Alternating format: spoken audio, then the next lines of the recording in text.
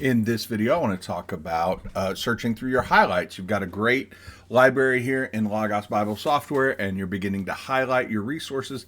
How do you find highlights that you've made, especially by keyword? I've got a search panel open here, and I'm on the Books tab, and you'll notice that it's set to all books right now, all text, and all passages. The first thing I want to do is search for the keyword. So I'm going to type in Jesus. It could be any keyword that you want to, but I want to type in Jesus for the exercise in this video. Then in all caps, I'm going to type in intersects. So we're saying, Logos, I want you to search anytime Jesus intersects this highlight. And to bring up your highlights, I'm going to type in the word highlight. And then Logos is going to give you a lot of options. When you scroll down, you're going to get this one that says highlight keyword.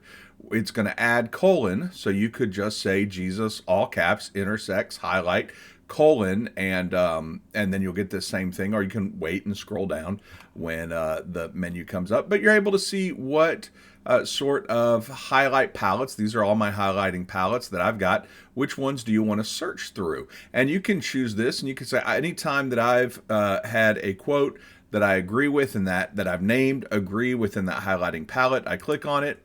Now Logos is going to search, and it brings back all my highlights that have the word Jesus in it when I've agreed with that quote. And sometimes I don't agree with the what's being written, and so I put don't agree. Sometimes, all right, I need to think about this more. I have a highlighting palette just for this, but this is a great way to figure out what you want to search for, to find what you want to search for through your highlights. We could do the same thing up here and search in baptism. So I'm going to type in, instead of Jesus, I'm going to type in baptism, and then every time that baptism has been highlighted within any of highlight a paragraph, a sentence, it's going to show up here. You can also broaden it so it doesn't just have to be your a certain highlighting palette, but you can actually search through all your highlights. So I'm going to get rid of that text, and it's just baptism intersects highlight, and then I'm going to use that little star on Windows. I don't know what it is on Mac, but on Windows it's Shift 8, and it gets you that star. When I hit enter, there are all my highlights that have the word baptism in them, and I will go out just a little bit more. I'll do the same thing here with Jesus, just so you can see it.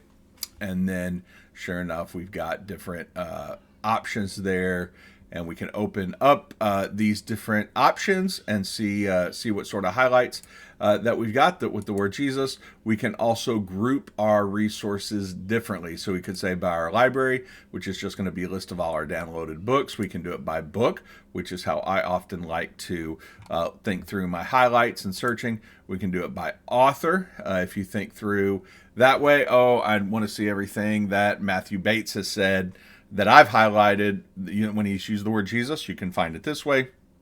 By type, so you're going to be able to get the different types of resources. By series, and so if you have a series that you're a favorite, that you're a part of, you can get it that information, or just a listing with no group, so it'll just be the way it is. So hopefully this helps as you think through highlighting. The more you highlight, the better Logos gets, and the quicker it will be to find those things that you've highlighted if you can remember by keyword.